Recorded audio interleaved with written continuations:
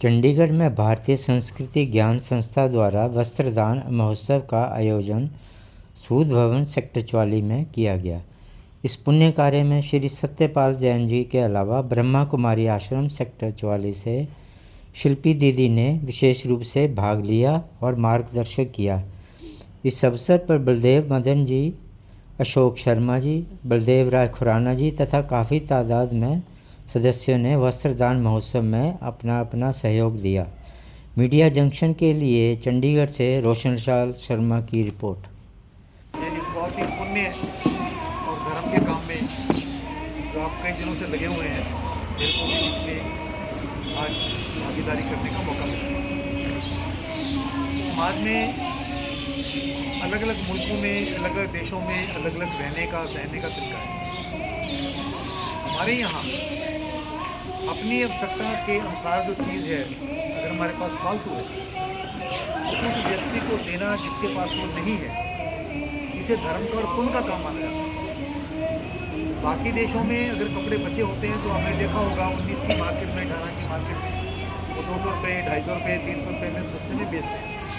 हमारे यहाँ ये अभियान जो जगह जगह चलता है, स्क्रीन सामने जैसे सारा बताया, ये बहुत ही उन लोगों की मदद करने के लिए है जिनके पास वो चीज़ नहीं। जो सरकारी आंकड़े हैं वो भी, और आप अगर व्यवहारिक रूप से भी देखें तो सोसाइटी में 30%, 35% लोग ऐसे हैं जो पॉवर्टी लाइन के नीचे रहते हैं, जिनके पास ना रहने के लिए ढंग का मकान है, कपड़े पहनने के नहीं है, वस्त्र नहीं है, गर्मी सर्दी आ गई है, गर्म कपड़े नहीं। आप कभी, हम लोग तो भाग्यशाली हैं जो सेक्टरों में रहते हैं, भगवान ने कम से कम जो मिनिमम रिक्वायरमेंट है लाइफ की हमको दी। सोने के लिए कमरा भी है, पहनने के लिए कपड़े भी हैं। किसी के पास कम होंगे, किसी के पास ज़्यादा होंगे, लेकिन बहुत बड़ी तादाद में ऐसे लोग भी हैं जिनके पास वो चीज़ें नहीं हैं। आप ये अपने, हम सेक्टर 44 में हैं, आप कभी ज़रा सेक्टर 34 का जो परेड ग्राउंड है उसमें 9-10 बजे के करीब ज़रा एक चक्कर लगाइएगा तो आप हैरान रह जाएंगे देख के कि पति, माता, बच्चे सुगड़ के कोई तौलिया टाइप थोड़ा सा एक कंबल सा को फटा पुराना मिल गया, उसके अंदर लपेटे हुए हैं, और वो भी खुले मैदान में।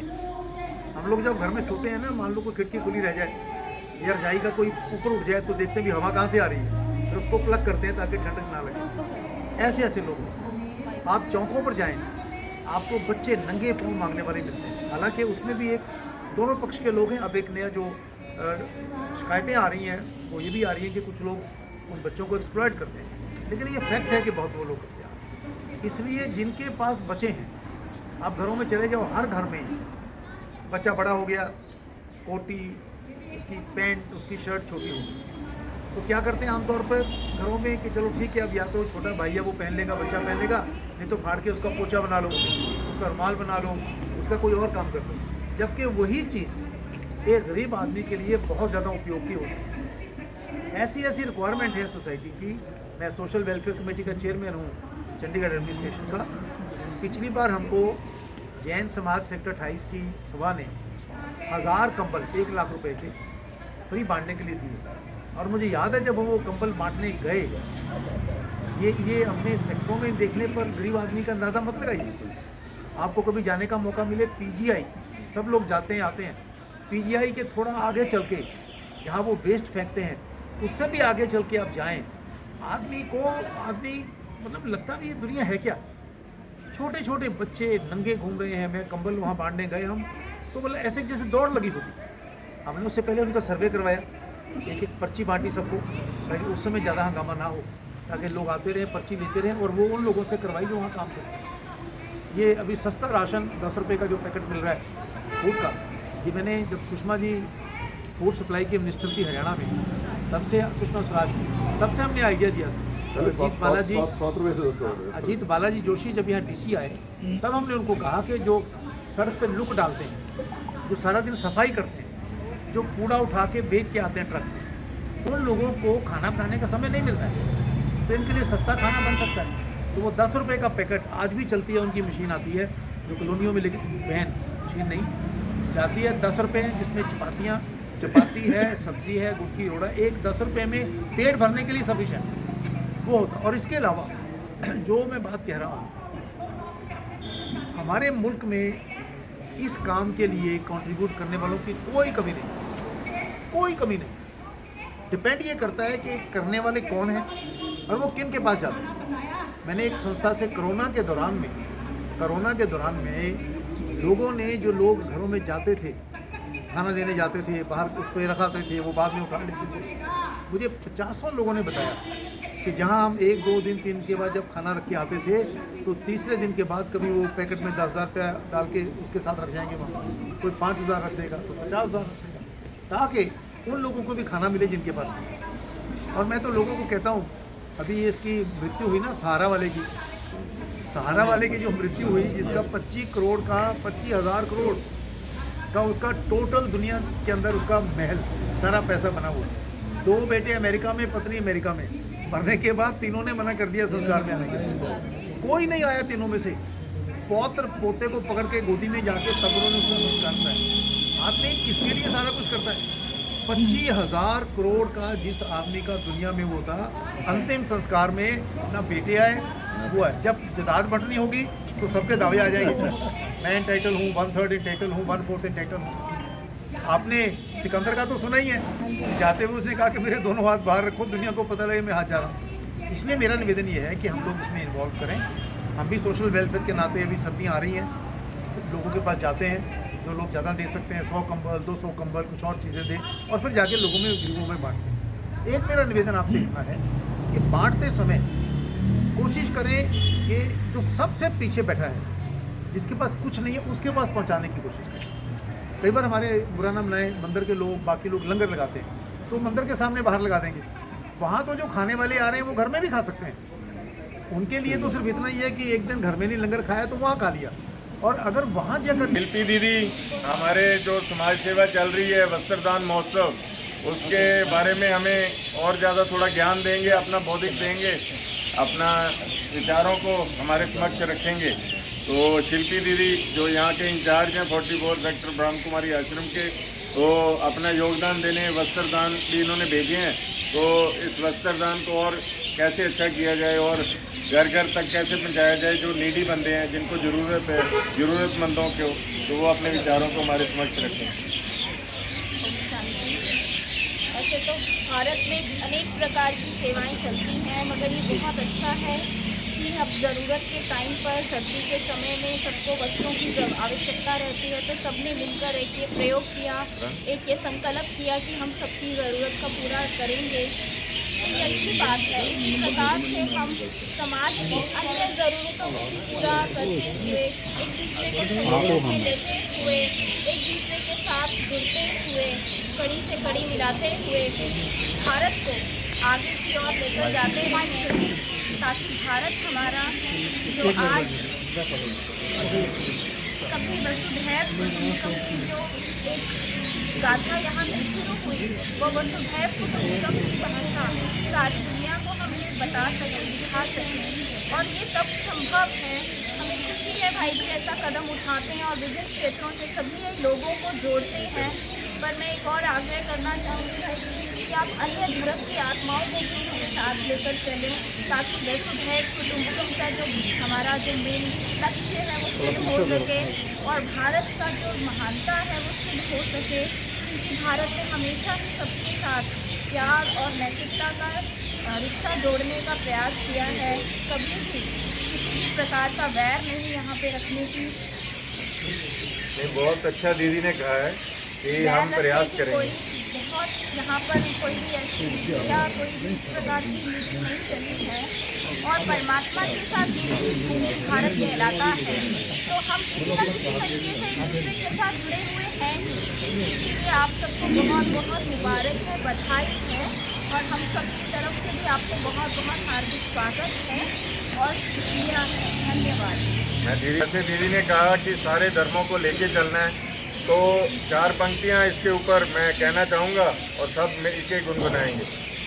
जर्रे जर्रे में है झांकी भगवान की, जर्रे में है झांकी भगवान की, कोई सूझ वाली आँख ने पहचान की, कोई सूझ वाली आँख ने पहचान की, नामदेव ने पकाई रोटी कुत्ते ने उठाई, नामदेव ने पीछे घी का कटोरा लिए जा रहे, बोले रूखी तो ना खाओ स्वामी घी तो लगाओ, रूप अपना तुम किस से छुपा रहे, तेरा मेरा एक नूर फिर काहे को हजूर,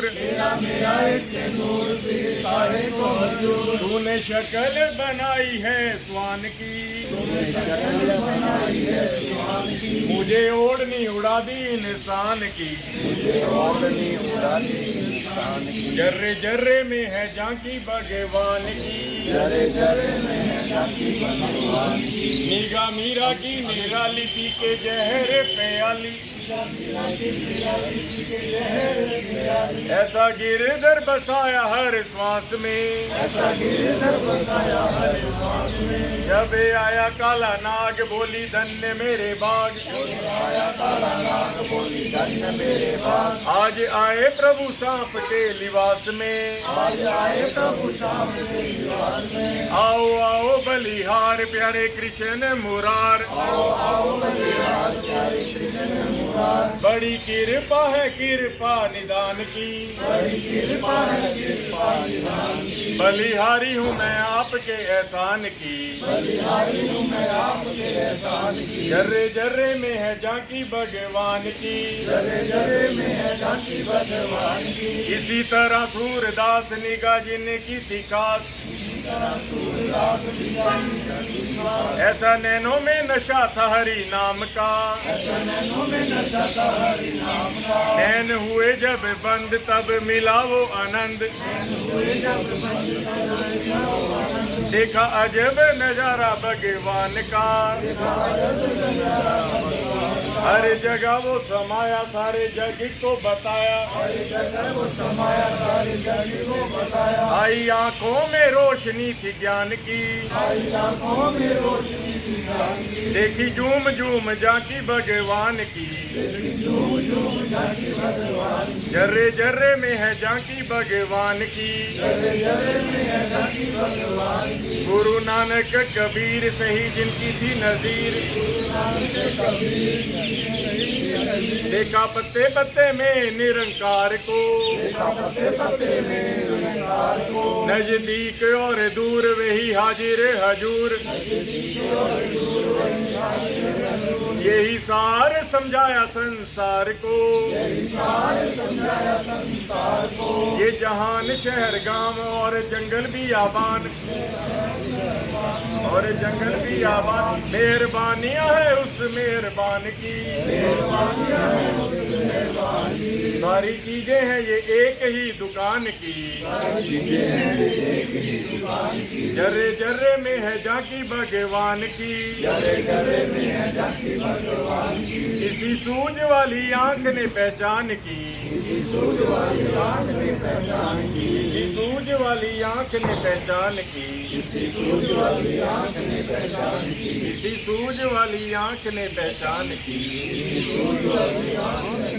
भारत माता की जय। आओ सारे खड़े हो जाएंगे। उठो लिखो इतिहास नया, बंसी रख कर और उठा लो हाथों में तलवार, हो जाओ तैयार साथियों, हो जाओ तैयार,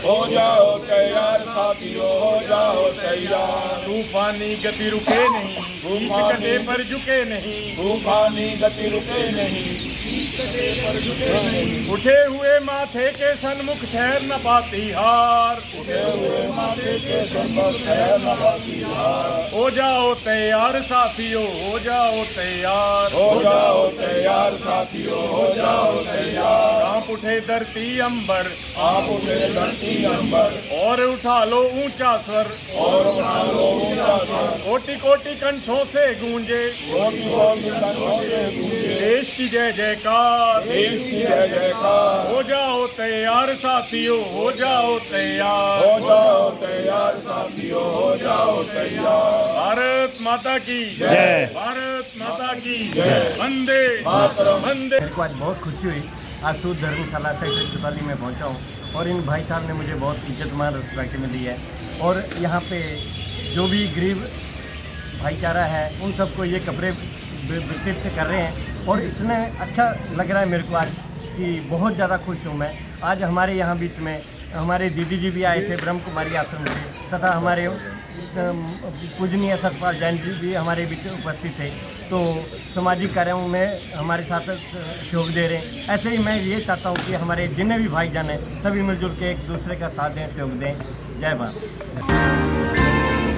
भारत माता की जय।